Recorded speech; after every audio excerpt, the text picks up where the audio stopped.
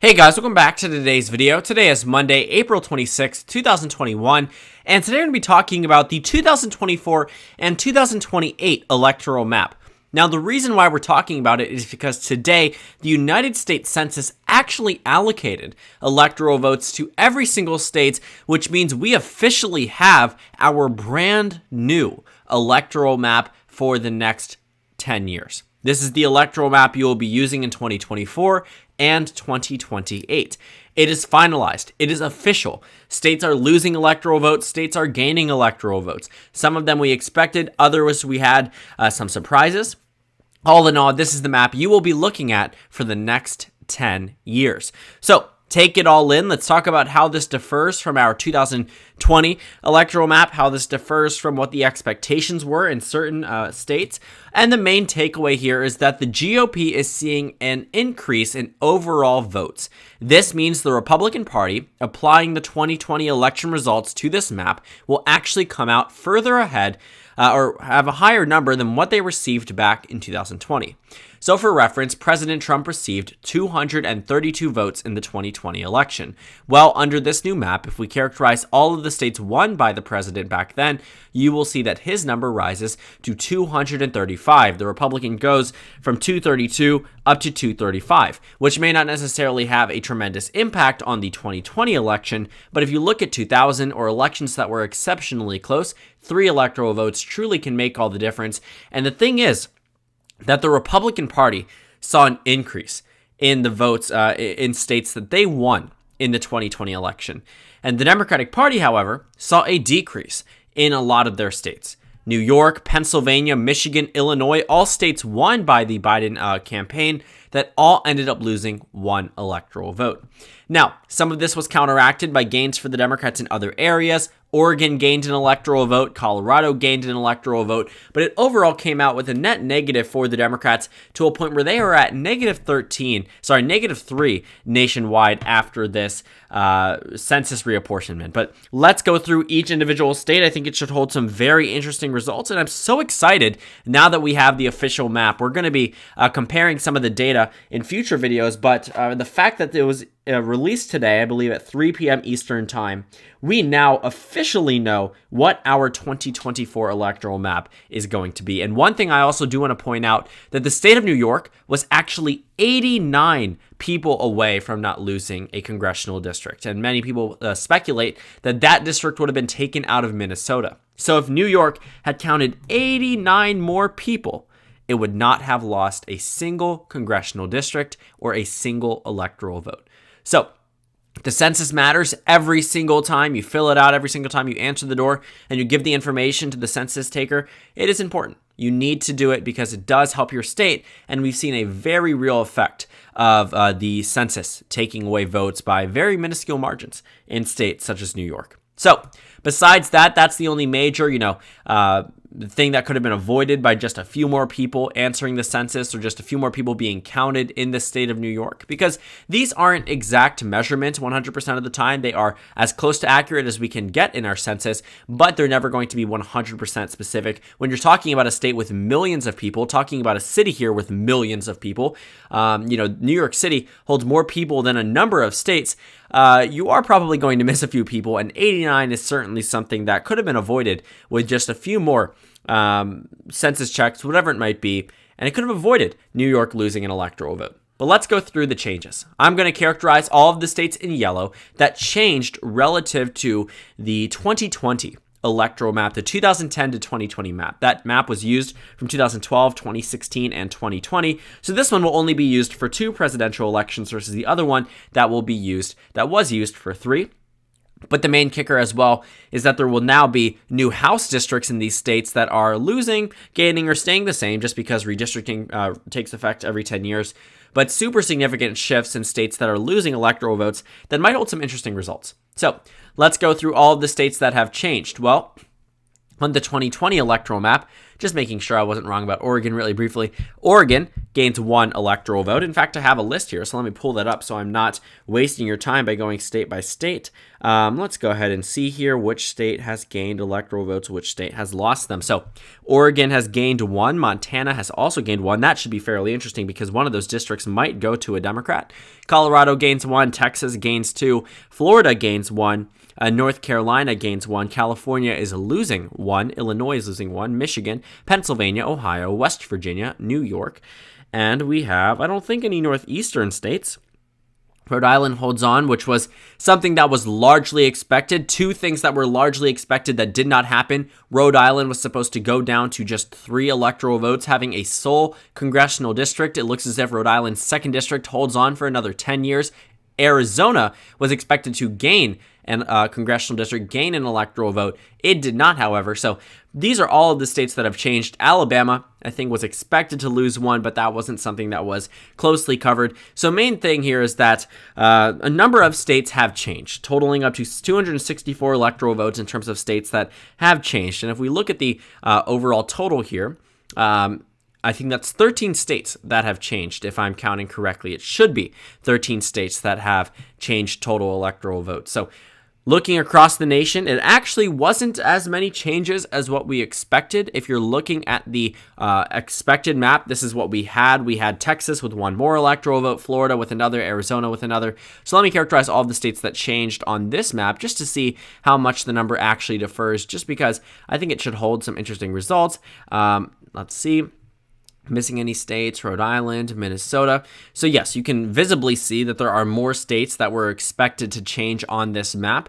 You have 1, 2, 3, 4, 5, 6, 7, 8, 9, 10, 11, 12, 13, 14, 15, 16, 17. So 17 states in total, 298 electoral votes versus 264 electoral votes in 13 states. So not as many changes as we expected, but still a significant amount of changes. And if you look at some of the states that are changing, the main headline that you've seen this evening from various news sources, I actually do want to point out the one from Bloomberg because it says that it hands edge to GOP.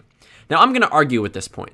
I do think that the Republican Party does get more electoral votes because they do, based off the 2020 results, based off the 2016 results. However, one thing I do want to point out is that some of these states with gaining electoral votes are swing states.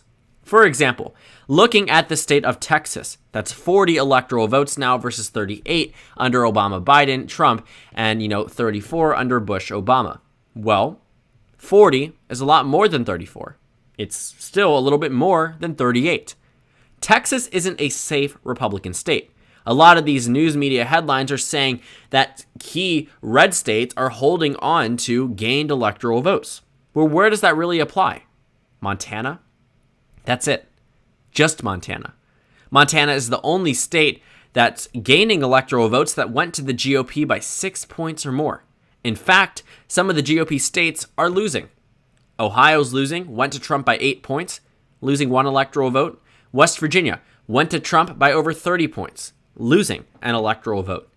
Texas might be gaining, but Texas was decided by 5.6%. North Carolina was decided by 1.3%. Florida by 3.3%. Yes, all GOP victories, but not solid ones. All within the realm of possibility for Democrats in 2024. For the Republicans, too. In some of the areas where the Democratic Party won in 2020 that are losing electoral votes, Michigan, Pennsylvania. These are states that are in reach for the GOP, but they probably aren't going to be too happy that the states that they're in reach for are losing electoral votes. At least for them, Wisconsin, Arizona, and Georgia aren't losing any. But looking at this new map, I think you're also going to see an increased emphasis, which was already going to be a very large one, on Texas and Florida and North Carolina, states with large electoral counts, with large populations, with large minority populations at that the Democratic Party is certainly going to view as winnable. So let's go ahead and go back to our 2020 election results. I think that's really something that we can talk about just on the overall electoral map because it does provide a little bit more insight about future targets for the GOP based on the new census reapportionment. So let's go ahead and see North Carolina's red, Texas is red, and Florida is red. So this is the map. We are at 303 for Biden or the Democrats to 235 for the Republicans. So if you're looking at North Carolina, Florida, and Texas, these are 3 states that the Democratic Party would really like to win in 2024. And with this new increase in vote share, the stakes are much higher. Where Texas was 34 back in 2008 when Obama was first elected, it didn't matter as much as if it was 40 electoral votes. At that time, California was 55 and Texas was just 34. That's a difference of 21 electoral votes. Now the difference has been reduced to just 14. If you're looking at Florida, that originally had 27 under Obama's first term, went up to 29 and went up again to 30. Florida, Texas, North Carolina, all increasing in terms of population. And it actually matches the trends that we knew were going to happen. The Rust Belt region decreasing in presence, decreasing in vote share. Ohio, West Virginia, Illinois, Michigan, Pennsylvania, New York, all parts of the Rust Belt losing electoral votes. If you look at the Sun Belt, the southern region of the United States, that's where most of those gained electoral votes are going, with the exception being Oregon and Montana. So you have Colorado gaining 1, Texas gaining 2, North Carolina gaining 1, and Florida gaining 1 as well. So in this southern region, this Sun Belt region, this is the area where population growth seems to be the highest, where the Census Bureau is saying that these states need new congressional districts and need an additional 1 or 2. Isn't that interesting? So, Texas, Florida, North Carolina, Colorado, all states that are gaining an electoral vote or 2, that are all within reach for Democrats in 2024. Colorado is probably a locked up deal. North Carolina is within reach. Florida could be in reach depending on the candidate. And then Texas might be the most difficult, but not necessarily 100% out of reach. But I'm not going to sugarcoat it either. If the Democrats don't make any inroads in any of the Trump states from 2020, well, of course, this new map doesn't look too beneficial. But if they move beyond 2024 with a victory in Texas, it starts to look a lot more beneficial. Because if you're looking at the additional 38 versus, the 306 plus 38, you reach 244. Well, that's higher than 344. That's higher than 343, but only incrementally. And it's not by 3, it's only by 1. And then if you add on North Carolina, you completely counteract all of the gains made and the losses in some of these states. So really, it depends on who's winning the states. And based off the current trends, we know the Sun Belt region might actually get bluer while the Rust Belt gets redder. The decrease in population is because mainly there are voters in the cities that are moving out of the cities and into the Sun Belt. It just so happens that voters in urban areas are mainly minority and pro-Democrat, 100%. So when voters in the cities, which are sometimes minorities mainly, that are moving out, and pro-Democrat, the states get redder. Well, now these southern states are getting bluer. So while the headline might tell you initially this hands the edge to the GOP, at least where it stands now, the trends are telling us these red states, which are supposedly getting a leg up on the Democrats now, are actually getting bluer because of this realignment and this shift in population from different regions of the country. But I am so excited that we have this map compared to, the 2020 map, because now we have an official one for the next 10 years. And we can take a look back. We can reminisce a little bit about the 2020 electoral map that was used 2012, 2016, and in 2020, of course. And you can see that the map is what we're used to. Some of you guys have probably memorized all of the states with electoral votes. Well, take that out of your memory. I have not memorized the new one as it's only been released today, but memorize this one. Start to get to know your state. If your state has gained an electoral vote, expect redistricting to go through court and expect redistricting to be a very interesting process. Montana, a largely Republican state, might not be able to contain the Democratic Party enough that they won't have a competitive district. It won't be two solid red districts unless they violate a number of redistricting rules. So Montana might actually have a Democratic representative after 2022 as well as a Republican representative. In addition, you're going to see some House seats completely abolished. Because some of these states are decreasing in electoral count, you're going to see two incumbents running against each other for a very similar district. And some of these incumbents might end up running for higher office. Tim Ryan in the state of Ohio looks as if he's going to be running for Senate rather than House, not because he doesn't think he can win, but rather because his district will cease to exist once the Republicans do redistricting in Ohio, because it's losing an electoral vote. So all in all of these states that are decreasing and increasing, you're going to see some either an open race, or you're going to see a very contentious fight between two incumbents in some of these districts that are vying for very similar areas in order to remain in the United States House of Representatives.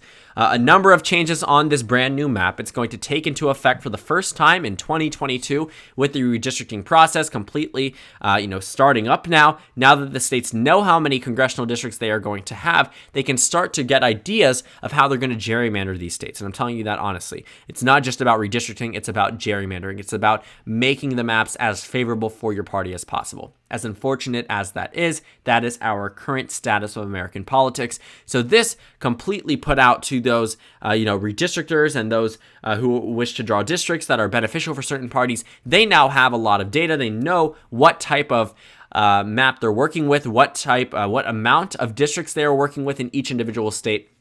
And I am honestly so excited to see this brand new map. It doesn't hold any immediate electoral implications because we've pretty much known that many of these states were going to go in this direction, whichever one they went in, up or down for months now. But I'm just very happy that the Census Bureau has officially released the 2024 and 2028 presidential electoral map, because we get a first-hand look before the map actually goes into presidential effect in 2024. So you can look at this on your own. I will put a link in the description down below for you guys to go ahead and see it yourself, just because I want you guys to be able to see it. The yapms.com website has not updated based off the new numbers, so I will put it in the description box again. Hopefully in the comment section, someone can provide it from my description box. I know YouTube does try to delete links in the comments, so it might be a little bit difficult, so just check the description if you really want to view this on your own. I encourage you to memorize these. I'm going to try to do that tonight or tomorrow. It should be fairly interesting, and I'm very happy that the numbers are officially released. This inspired a lot of joy in me when I found out this early morning today.